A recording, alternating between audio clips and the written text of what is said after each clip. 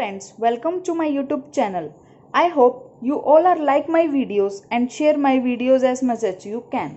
If you are new to my channel, please subscribe so that you will get all notifications of my upcoming videos, and I am giving you notes of BSc 6th Organic Chemistry Part 3 Proteins. मैंने आपको अपनी पिछली videos में part 1 में amino acids and second part में polypeptides के बारे में नोट्स प्रोवाइड किए थे. Now today's topic is chapter proteins. ठीक है, अमीनो एसिड्स में हमने पढ़ा था कि जो अमीनो एसिड्स होते हैं उसमें अमीनो ग्रुप और कार्बोक्सिलिक ग्रुप प्रेजेंट होता है. उसके बाद हमने पेप्टाइड्स में पढ़ा कि जब दो अमीनो एसिड्स को कंबाइन करके रिएक्ट किया जाता है तो उसे हमें एक पेप्टाइड मिलता है. पेप्टाइड में हमने और पढ़ा उसकी definitions, peptide linkage, peptide bond, ठीक है, N terminal peptide, C terminal peptide. Then हमने उसकी पढ़ी सिंथेसिस जो हमारी मेन एग्जाम में पूछी जाती है. फर्स्ट सिंथेसिस थी classical synthesis and second is solid phase synthesis. Now today's topic is proteins. Proteins जो है ग्रीक प्रोटीज मीनिंग फर्स्ट से लिया गया है. They are extremely complex polymer which are ranked first among the chemical substances essential for the growth and maintenance of life. They are present in all living cells. Proteins are essentially polypeptide having molecular mass more than 10,000. ये थी proteins की definition. Now classification of proteins. जो proteins to types के होता है, एक होता है fibrous proteins and second is globular proteins.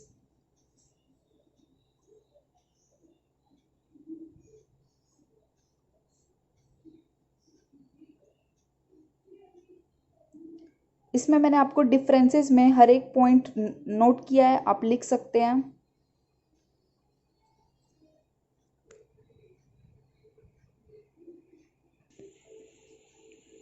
The peptide chain is held together by strong intermolecular hydrogen bond.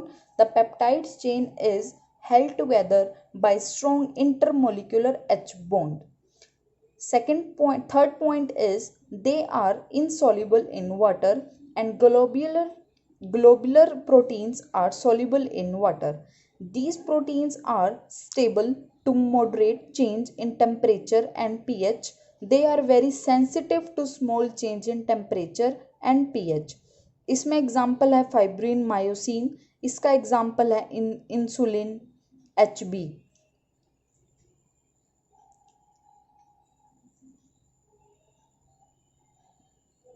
ठीक है. सेकंड है chemical method for carrying out terminal residue analysis. First है सेंगर्स मेथड. इसमें आपको रिएक्शन लिख के आनी है.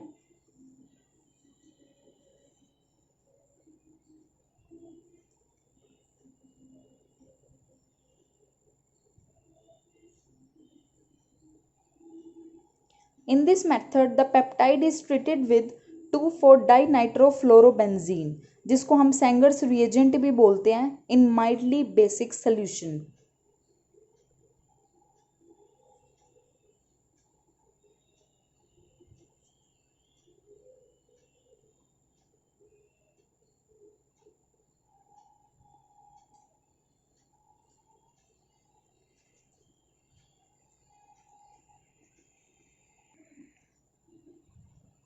And second is Edman's method.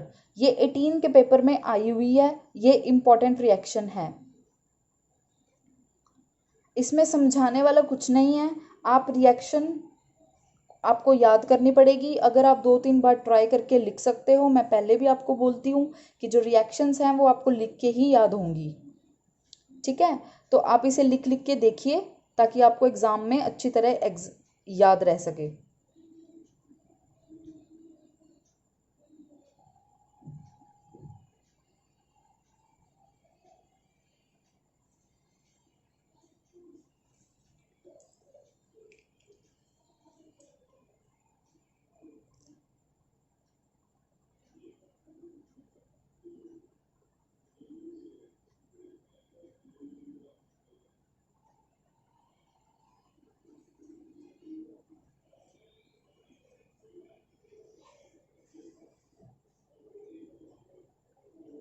अगर आपको कोई भी प्रॉब्लम होती है मेरे नोट्स से रिलेटेड, आप कुछ भी आपको क्वेरीज हैं, आप मुझे कमेंट कर सकते हैं।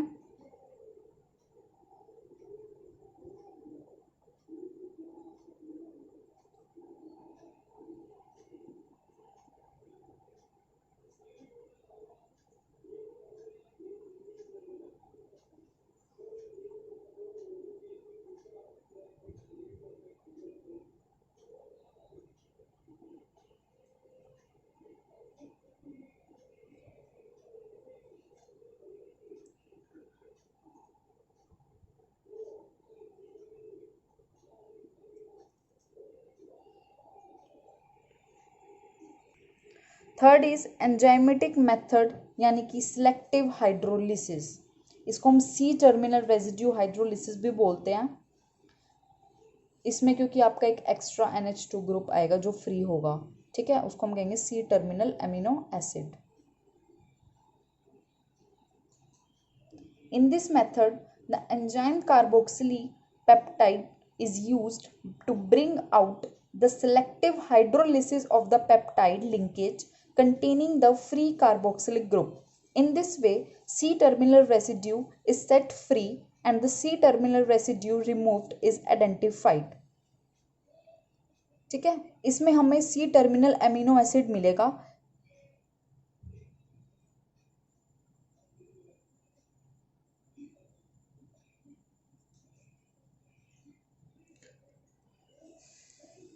Now next is structure of peptide and proteins. इसमें हम टू टाइप्स के स्ट्रक्चर पढ़ेंगे। First is primary structure and second is secondary structure. Tertiary आपके सिलेबस में नहीं है। फर्स्ट है primary structure. The primary structure of a peptide और protein refer to sequence in which amino acid component are joined to one another to form peptide change.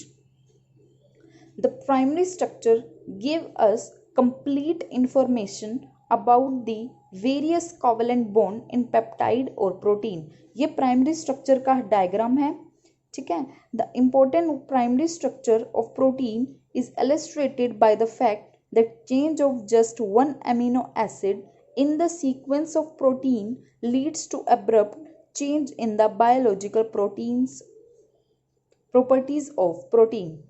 ठीक है, इसमें आपको क्या लिख के आना है, इसमें आपको कुछ पॉइंट्स लिख के उसका डायग्राम बना के आना है ताकि आपको प्राइमरी स्ट्रक्चर में फुल मार्क्स मिल सके। ये मैक्सिमम 2 और 3 मार्क्स में पूछा जाता है।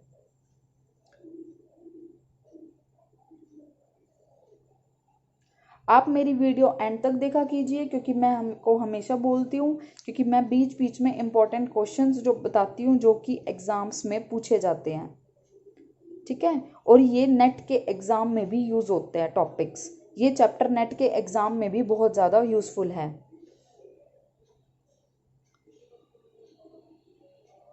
MSc के बाद अगर कोई भी नेट क्लियर करना चाहता है तो उसमें आपको ये चैप्टर पढ़ना पड़ेगा, ठीक है।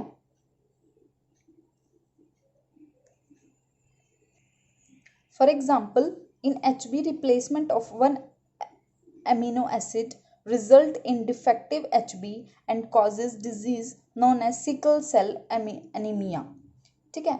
Now second point is secondary structure. ये मैंने लिखा है, ये 19 के 18 के और 17 के पेपर में आया हुआ है। Secondary structure, the secondary structure of protein और peptide deals with the special relationship of neighbouring amino acids with respect to each other via hydrogen bonding. There are two types of 2-degree structure. First is alpha helix and second is beta pillated sheet structure. First is alpha helix. In this arrangement, the polypeptide chain will up from helix. In such helix, an amide group in one location is hydrogen bonded with another amide function 1 turn above or below. इसमें note करें कि size of R group should be large. Alpha helix structure is also known as 3.613 helix. This represents that each turn of helix contain approx 3 to 6 amino acid and 13 member ring is formed by H bonding, ठीक है। Alpha helix structure is first proposed by Pauling for keratin. Example, keratin in hair, nail, skin, etc. and myosin in muscles. This is about alpha helix structure.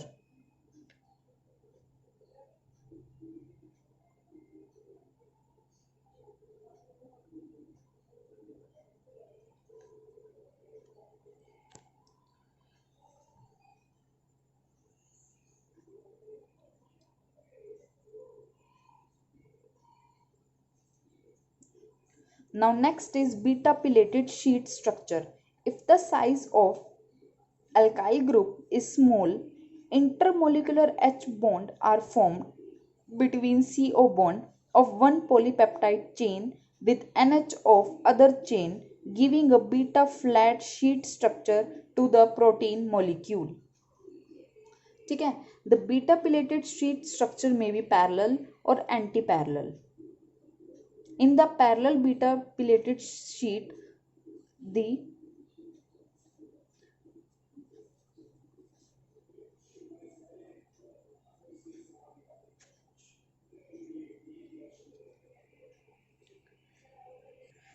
neighboring chain are parallel to each other and run in the same direction. In the anti-parallel beta plate sheet, the neighboring chain run parallel to each other but in opposite direction. ये इसका diagram है.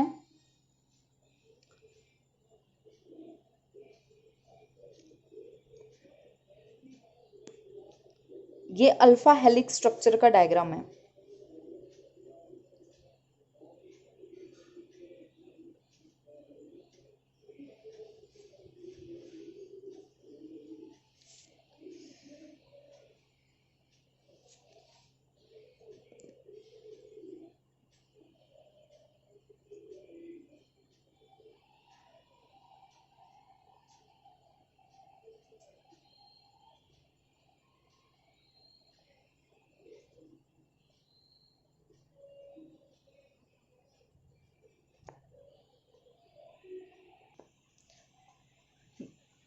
This is the second diagram of beta pillated sheet structure.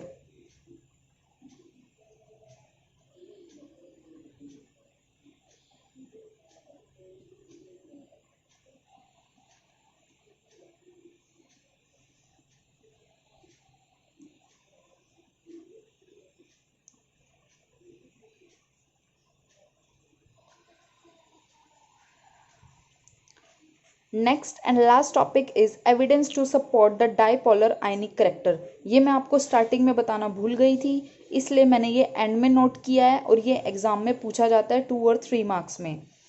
Unlike amines and carboxylic acid, the amino acids have high melting point and are non-volatile crystalline solids.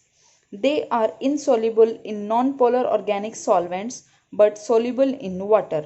Their aqueous solutions have high dipole moment. These do not have free NH2 or free COOH group.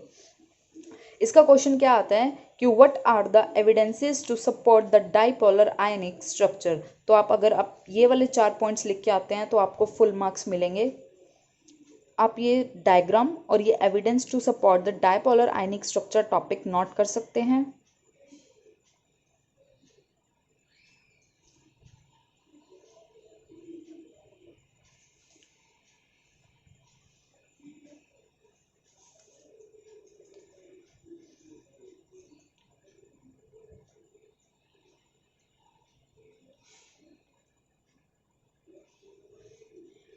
Thank you for watching my video. Our amino acids, peptide and protein chapter is complete. मिलते हैं एक नई video and नए topic के साथ. Thank you so much.